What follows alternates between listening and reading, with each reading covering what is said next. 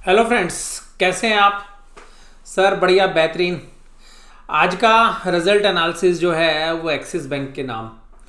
Axis bank के result कैसे आया ये तो मैं आपके साथ चर्चा ही करूंगा।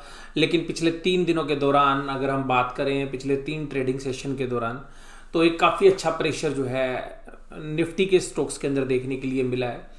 और जो फ्राइडे के सेशन के अंदर बैंक निफ्टी स्टॉक जो है कंट्रोल कर रहे थे, आज देखिएगा उन्होंने भी दम तोड़ दिया। और यहाँ पर जो मेरी चर्चा थी वो हम जो है दूसरी वीडियो के अंदर मार्केट के बारे में करेंगे। और आज एफआईज की जो है सेलिंग आ गई है, ये मैं आपको बता दूं। और अभी भी जो है वीकनेस जो है कल तक के लिए जो है हमें लगता है कि अभी रहेगी। अब जो डेटा पॉइंट्स हमारे पास हैं उन डेटा पॉइंट्स के हिसाब से हम जो है बात करेंगे एक्सिस बैंक के बारे में। तो एक्सिस बैंक के रिजल्ट एनालिसिस को आप देखिएगा। एक्सिस बैंक के रिजल्ट 4:25 पर जो है बोर्ड मीटिंग खत्म होने के बाद आए। तो ये जो रिजल्ट है ये 4:25 के बाद हम पेश किए गए।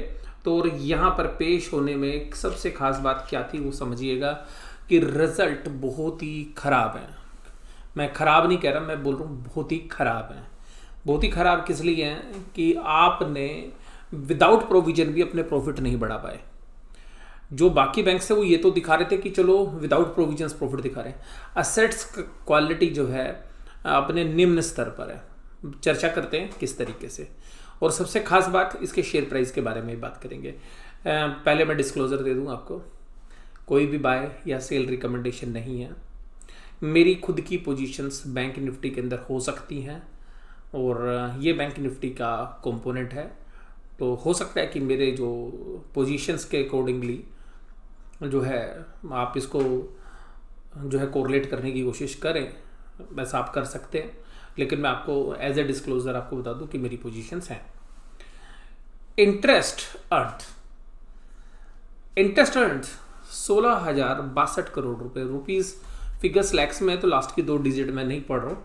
तो 16,062 करोड़ और घटकर हो गई 15,498। देखिएगा ये इंटरेस्ट इनकम के अंदर जो आपके मोरेटोरियम में इंटरेस्ट है वो भी शामिल है। रेट ऑफ इंटरेस्ट बाजार में कम हो गया, उसका असर जो है देखने के लिए मिला। तो टोटल जो इंटरेस्ट है वो आपको कम मिला। और ये जो इंटरेस्ट है ये करीबन 500 करोड़ से जो है कम मिला है आपको। और अगर आपको ये जो इंटरेस्ट है ये कम मिला तो इसकी कहीं पर कंपनसेशन हुई, इसकी कहीं पर भी कंपनसेशन भी जो है नज़र नहीं आ रही। पूरे के पूरे जितने भी इंटरेस्ट के कंपोनेंट है सब में जो है मोर और लेस या तो कमी है या बराबर है। अदर इनकम का फिगर क्वार्टर 3807 करोड़ से 3776 करोड़ हो गया। ठीक है जी। यहाँ पर टोटल इनकम में बात करें 19,870 यानी कि 19,870 करोड़ से 19,274 करोड़ हो गई। 600 करोड़ रुपए की कमी यहाँ पर भी साफ साफ देखी जा सकती है। तो टोटल इनकम भी कम हो गई। इसका मतलब है कि बैंक ऑपरेशनली जो है टोटली जो है कम जो है काम कर रहा है, ऐसा लगता है। यानी कि परफॉर्मेंस डिटोरिएट हुई है। इंटरेस्ट एक्सपेंडेड 8,736 करोड़ जो पिछले क्वार्टर में पे किया था, इस बार आपने कम दिया। तो यहाँ से आपको 600 करोड़ रुपए का बेनिफिट मिलेगा। लेकिन साथ ही साथ एम्प्लॉय की कॉस्ट करीबन 250 करोड़ के आसपास बढ़ गई। ऑपरेटिंग एक्सपेंसेस भी करीबन 500 करोड़ बढ़ गए। तो जो बेनिफिट आना था वो सारा साफ हो गया।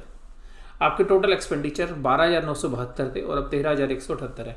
यानी कि बिजनेस में आपकी ऊपर की टॉप लाइन घट गई, यानी कि जो आपके रेवेन्यूज थे वो घट गए और एक्सपेंसेस बढ़ गए। यानी कि आपके खर्चे पे आपका कंट्रोल नहीं हो रहा है और इनकम आपके हाथ से निकलती जा रही है। इम्पैक्ट क्या हुआ कि पिछले क्वार्टर वाला प्रॉफिट भी आप नहीं कमा पाए और ये प्रॉफिट विदाउट प्रोविजंस है। 6,897 करोड़ से आप सीधा गिर कर 6,095 करोड़ हो गए। तो ये देखिएगा 800 करोड़ का डिक्लाइन आपके ऑपरेटिंग प्रॉफिट में आ गया। यानी कि क्वार्टर ऑन क्वार्टर आप 800 करोड़ का आपके पास प्रॉफिट साफ हो गया। और अब आगे देखिएगा कि ये जो प्रॉफिट्स है आपके उसके सामने प्रोविजन पिछले क्वार्टर से फिर बढ़ गए 4,604 करोड़। हमारे कुछ व्यूअर सवाल पूछते हैं कि सर जब अगर बैंक ने प्रोविजन बना लिया तो बैंक तो फिर बैलेंस शीट स्ट्रॉन्ग हो गई, तो आप इसको क्यों वीक मानते हैं? देखिएगा बैंक प्रोविजन तब मानता है जब उसका वास्तव में पैसा डूब गया है। ये रिजर्व्स नहीं है। रिजर्व्स का मतलब होता है कि कुछ प्रॉफिट रिटेन कर लेना और उसको आगे बिजनेस में ग्रो करने के लिए यूज करना। ये जो प्रोविजंस है, these provisions are for meeting the liabilities of the business या डिटोरिएशन ऑफ असेट्स। या तो आप लाइबिलिटीज को मीट करने के लिए ले रहे हैं या जो आपकी असेट्स है वो वास्तव में सुहा हो गई है, ये उसके लिए है। तो जो भी व्यूअर्स थे वो सवाल पूछ रहे थे कि सर प्रोविजन से तो स्ट्रेंथ मिलती है। हालांकि अगर आप कम प्रोविजंस बनाते तो विंडो ड्रेसिंग हो जाती है, यानी कि आप ओवर स्टेटेड प्रॉफिट दिखा देते हैं जो आपकी वास्तविक स्थिति से जो है अच्छे दिखते हैं, लेकिन वास्तव में आपकी स्थिति नहीं होती है। तो ये एक अच्छी बात है कि बैंक प्रोविजंस बना रहे हैं। जो उनके सामने रिकवरी के इश्यूज हैं उनके सामने प्रोविजन बनाना देखिएगा कंफर्टेबल होता है, और ये अकाउंटिंग प्रिंसिपल्स के अकॉर्डिंगली जो है ये काम कर रहे हैं। आपका प्रॉफिट देखिएगा टोटलिटी में, प्रॉफिट बिफोर टैक्स 2316 करोड़ से सीधा 1491 करोड़ पर आ गया, यानी कि आपके प्रॉफिट 800 करोड़ 825 करोड़ रुपए साफ। भाई साहब शेयर प्राइस देखिएगा ना 6 महीने में कहां चला है। तो ये जो साफ हुआ है इस प्रॉफिट में देखिएगा कि पिछले क्वार्टर के मुकाबले में 35%, 35.6%, अप्रोक्सीमेटली 36% प्रॉफिट आपका साफ हो गया, 36% प्रॉफिट साफ हो गया, यानी कि आपके एसेट्स क्वालिटी के रिस्क अभी भी बने हुए हैं। दूसरी बात, पिछले साल से भी कंपेयर करोगे सेम क्वार्टर से 37% साफ। तो आप यहां पर देखिएगा जहां पर पिछले 6 महीने के दौरान शेयर करीबन 40% से लेकर 50% के बीच में रैली कर चुका है, वहीं पर आपके प्रॉफिट्स 37%, 36% आपके गिरते जा रहे हैं। असेट्स क्वालिटी डिटोरिएटोरी, और मैं अपनी वीडियोस में बता ही रहा था कि सारे बैंकों के साथ कि जो असेट्स क्वालिटी के जो रिस्क हैं वो भी खत्म नहीं हुए हैं। केवल शेयर प्राइस बढ़ने से इस बात की कोई गारंटी नहीं होती है कि बैंक ने अच्छा करना शुरू कर दिया है। और ये देखिएगा अब सामने आ रही है बात। और ये छोड़िए, जो दिग्गज बैंक है कोटक महिंद्रा बैंक, उसकी असेट्स क्वालिटी तक में भी प्रॉब्लम है। और यहां पर आपके सामने जो नेट प्रॉफिट है ये साफ हो गया। ईपीएस अर्निंग पर शेयर 5 रुपये 70 पैसे थी पिछले क्वार्टर में, जो 3 रुपये 65 पैसे हो गए, और पिछले साल के मुकाबले में 6 रुपये 23 पैसे के सामने 3.65 हो गए। ये डिटोरिएशन ज़्यादा है क्योंकि आपने इस पीरियड में कुछ नए शेयर इशू किए हैं। तो ज़्यादा बड़ी कैपिटल पे बिजनेस में ज़्यादा पैसा डाल के भी आप कम पैसा कमा रहे हैं। तो यहाँ देखिएगा ये 6 रुपये 23 पैसे से 3 रुपये 65 पैसा, और ये तो 80% से ज़्यादा का डिक्लाइन अगर आप ईयर ऑन ईयर बात करेंगे तो यहाँ से आपको समझ में आ रही होगी कि रिजल्ट किस तरीके के हैं। ग्रोस एनपीए की बात करते हैं। ग्रोस एनपीए देखिएगा जी 4.55% पे है, क्योंकि अगर हम सुप्रीम कोर्ट के जजमेंट को अगर कंसिडर करें तो सुप्रीम कोर्ट अगर आपको रिलीफ दे रहा है कि आप प्रोविजन मत बनाइए, लेकिन बैंक कह रहा है कि अगर मैं प्रोविजन बनाऊं तो 4.55 है, ये सभी बैंक डिस्क्लोज कर रहे हैं, और नेट एनपीए 1.19 है। तो इसका जो शेयर प्राइस है वो ऊपर की तरफ है, और अभी भी इस बैंक निफ्टी की करेक्शन में इसने ज़्यादा गिरावट नहीं दी है। तो क्या इसका कल दिन आ सकता है? ये तो कल आने वाला समय बताएगा, बट मुझे ऐसा लगता है कि कल ये शेयर काफ़ी अच्छी गिरावट दे सकता है। परसेंटेज टर्म्स में मैं नहीं बताऊंगा, लेकिन ऐसा भी हो सकता है कि अगर मार्केट कहीं पे नहीं संभलती हुई नजर आई तो डबल डिजिट के अंदर भी कल ये शेयर डिक्लाइन कर सकता है। मैं किसी को बाय या सेल रिकमेंडेशन नहीं कर रहा हूं, कोई ट्रेड मैं आपको सजेस्ट नहीं कर रहा हूं। कहां से पैसा आया? ट्रेजरी इनकम, आपकी इन्वेस्टमेंट वाला कारोबार, रेवेन्यू घट गया। कॉर्पोरेट बैंकिंग, रेवेन्यू घट गया। रिटेल बैंकिंग, रेवेन्यू घट गया। भाई साहब सारी जगह से रेवेन्यू घट गया। रेवेन्यू घट गया तो टोटल घटा है, तो यहां भी घटना चाहिए। ट्रेजरी इनकम 1371 करोड़ के प्रॉफिट थे बिफोर टैक्स, अभी 855 करोड़ के हो गया। यानी कि जो इन्वेस्टमेंट या जो आरबीआई के पास आपके अर्निंग्स डिपॉजिट्स रहते हैं वहां से। कॉर्पोरेट में 571 करोड़ के प्रॉफिट के सामने 419 करोड़ का, और जिसकी सब लोग दुहाई देते हैं सारे बैंक, 2008 करोड़ का प्रॉफिट था। अभी उस रिटेल में ही प्रॉब्लम आ गई है। मैं सारी वीडियोस में बोल रहा हूँ आपको कि जो रिटेल बैकबोन थी, जिसकी वजह से ये शेयर्स जो है 40-40, 50-50 की पी रेशियो एंजॉय करते थे, वहां पर डेंट आ गया है, और वही बिजनेस अब देखिएगा परेशानी के अंदर है। और देखिएगा इसका जो इम्पैक्ट है वो आपको अभी जिन बैंकों के रिजल्ट्स नहीं आए उन पर भी दिखता हुआ नजर आएगा। और कल इसके साथ साथ आईसीआईसीआई बैंक की भी बारी है, ये बात ध्यान रखिएगा। कल आईसीआईसीआई बैंक भी जो है इसके साथ जो है साथ देने वाला ही जो है रह सकता है।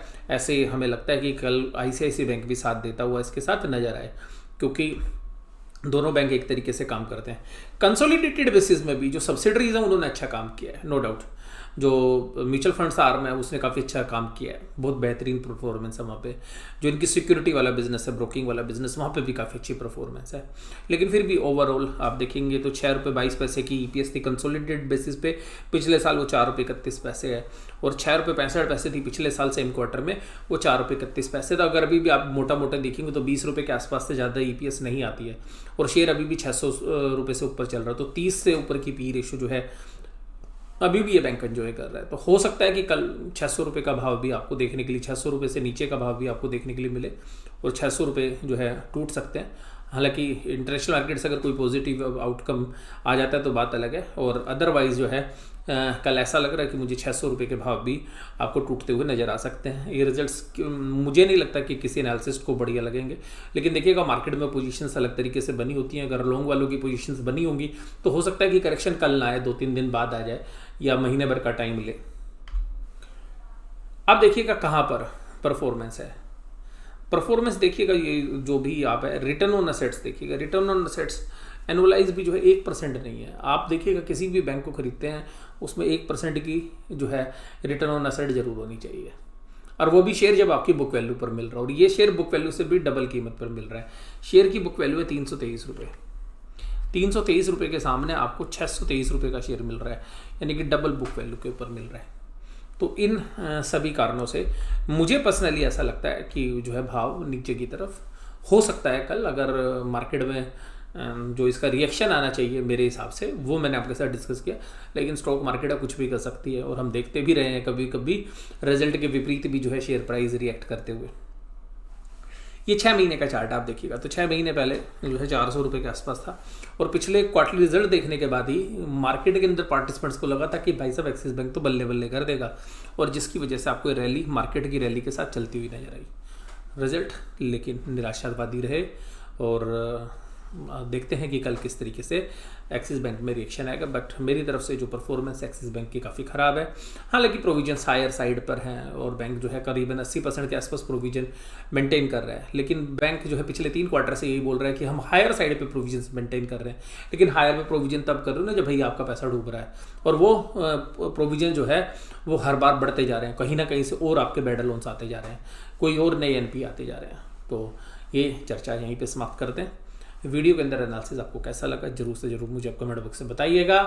वीडियो देखने के लिए धन्यवाद। Thank you very much.